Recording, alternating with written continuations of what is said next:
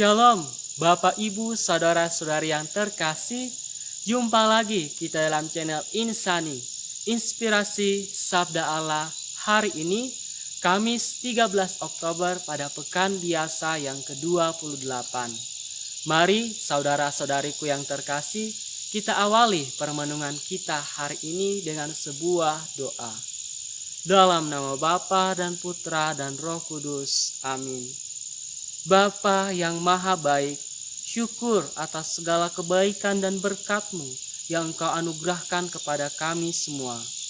Kini bukalah hati dan pikiran kami untuk mendengarkan dan merenungkan sebagian dari sabda-Mu. Semoga iman kami dapat semakin diteguhkan melalui sabda dan permenungan kami saat ini. Inilah doa yang kami sampaikan kepadamu dengan pengantaran Kristus Tuhan kami. Amin. Inilah Injil Yesus Kristus menurut Lukas. Dimuliakanlah Tuhan. Sekali peristiwa, tak kalah duduk makan di rumah orang Farisi, Yesus berkata, "Celakalah kalian, sebab kalian membangun makam bagi para nabi, padahal nenek moyangmulah yang telah membunuh mereka. Dengan demikian, kalian mengakui bahwa kalian membenarkan perbuatan nenek moyangmu, sebab mereka telah membunuh para nabi, dan kalian membangun makamnya. Sebab itu, hikmat Allah berkata, Aku akan mengutus kepada mereka nabi-nabi dan rasul-rasul. Tetapi separuh dari antara para nabi dan para rasul itu akan mereka bunuh dan mereka aniaya. Maka dari angkatan ini akan dituntut semua darah nabi yang telah tertumpah sejak dunia dijadikan, mulai dari darah Habel sampai kepada darah Zakaria yang telah dibunuh di antara mezbah dan rumah Allah. Bahkan aku berkata kepadamu, semuanya itu akan dituntut dari angkatan ini. Celakalah kalian, hai ahli-ahli Taurat, sebab kalian telah mengambil kunci pengetahuan. Kalian sendiri tidak masuk ke dalamnya, tetapi orang yang berusaha masuk kalian halang-halangi."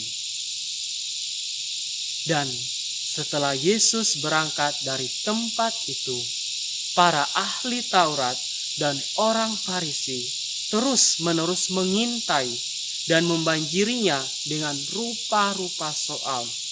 Dengan itu, mereka berusaha memancingnya supaya mereka dapat menangkapnya berdasarkan sesuatu yang diucapkannya. Demikianlah sabda Tuhan. Saudara-saudariku yang terkasih, ada sebuah kutipan bijaksana yang mungkin kita pernah dengarkan, yang berbunyi, kita tidak bisa membuat semua orang menyukai atau senang dengan kita. Bahkan Bapak Ibu saudara-saudariku yang terkasih mungkin pernah mengalaminya sendiri atau mendengarkan dari pengalaman orang lain bagaimana mereka merasa bahwa mereka sudah berusaha melakukan hal-hal yang baik. Mereka berusaha melayani, membantu sesama, tetapi sayangnya ada saja orang-orang yang mungkin merasa iri atau orang yang tidak menyukai sehingga mengatakan hal-hal yang baik. Bahkan mungkin ada yang terang-terangan menolak dan berusaha untuk menjauhi kita atau orang yang telah melakukan pelayanan atau perbuatan baik.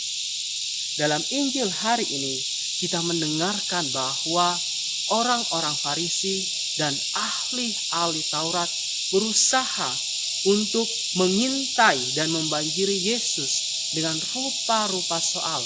Mereka mau mencari kesalahan Yesus agar dari kesalahan itu mereka bisa menangkap Yesus, karena mereka menganggap bahwa Yesus itu adalah pengganggu. Padahal kita tahu bersama, Yesus datang untuk melayani dan membantu orang. Yesus datang untuk mewartakan kabar sukacita, mewartakan kebenaran. Tapi memang ada saja orang-orang yang merasa iri, berusaha untuk mencari kesalahan. Atau mungkin ada juga orang yang menganggap kita atau orang-orang lain yang melakukan pelayanan atau perbuatan baik merasa bahwa dia tidak layak karena melihat masa lalunya telah pernah melakukan kesalahan atau melakukan kelalaian, sehingga dia dicap orang yang berdosa atau orang yang tidak layak untuk terlibat dalam pelayanan, dalam perbuatan atau kegiatan-kegiatan sosial baik di gereja maupun di masyarakat. Karena itu Bapak Ibu saudara-saudari yang terkasih, melalui Injil hari ini Yesus pun mengalami bahwa ia tidak disukai atau dibenci oleh orang-orang yang tidak menyukainya. Tetapi Yesus tetap teguh untuk melayani, untuk mewartakan kabar sukacita dan kebenaran. Karena itu Bapak Ibu saudara-saudariku yang terkasih, Injil hari ini mengundang kita untuk membuka hati kita menerima Yesus, agar Yesus sendiri yang meneguhkan kita dalam macam-macam dan rupa-rupa persoalan dan tantangan dalam segala pelayanan dan perbuatan baik kita.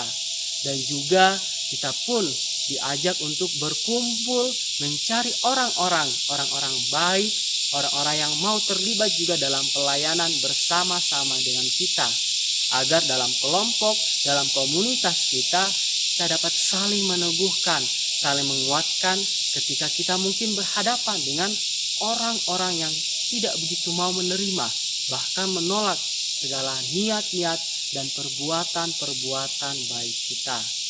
Dan di saat yang sama kita juga diajak untuk membuka hati kita kepada orang-orang yang mungkin dicap tidak baik atau dicap berdosa oleh orang-orang lain. Sebagaimana Yesus telah menunjukkan bahwa Dia terbuka kepada orang-orang yang dicap jelek, yang dicap berdosa. Karena setiap orang memiliki kesempatan untuk berbalik dari segala tingkah lakunya yang tidak baik, untuk terlibat dalam pelayanan, dan kita bersama-sama boleh merayakan kebersamaan kita, orang-orang yang telah ditebus oleh Yesus sendiri. Semoga sabda Allah hari ini dan juga dengan bantuan Roh Kudus kita semakin teguh dan semakin giat penuh sukacita melayani dan mewartakan kabar sukacita. Semoga demikian. Mari kita berdoa dan memohon berkat dari Tuhan. Bapa yang Maha Baik, terima kasih atas sabdamu hari ini. Semoga Engkau membimbing kami dan meneguhkan kami dalam segala perbuatan baik dan pelayanan kami, meskipun kami menghadapi orang-orang yang tidak menyukai dan menolak segala niat-niat dan pelayanan baik kami. Inilah doa yang kami sampaikan kepadamu dengan pengantaran Kristus Tuhan kami. Semoga Tuhan beserta kita. Semoga Tuhan memberkati, melindungi kita terhadap dosa, dan mengantar kita ke hidup yang kekal. Dalam nama Bapa dan Putra dan Roh Kudus. Amin.